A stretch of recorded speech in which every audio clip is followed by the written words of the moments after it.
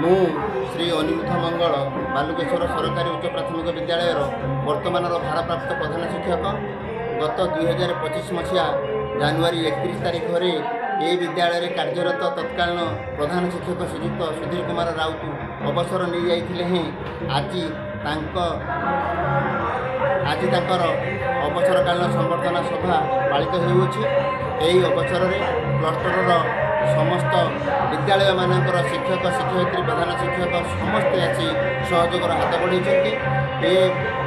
ଏହି ବିଦ୍ୟାଳୟ ଶିକ୍ଷକ ଶିକ୍ଷୟିତ୍ରୀ ଛାତ୍ରଛାତ୍ରୀ ଅଭିଭାବକ ପରିଚାଳନା କମିଟିର ସମସ୍ତ ସଭ୍ୟସଭ୍ୟା ପ୍ରଧାନ ସଭାପତି ଏବଂ ଉପସଭାନେତ୍ରୀ ଏବଂ ଏଠାରେ ଉପସ୍ଥିତ ସମସ୍ତ ବହୁ ଦୂରରୁ ଛୁଟି ଆସିଥିବା ସମ୍ମାନିତ ଅତିଥିମାନଙ୍କ ଦ୍ୱାରା ସଭାଟି ସାଫଲ୍ୟମଣ୍ଡିତ ହୋଇଅଛି।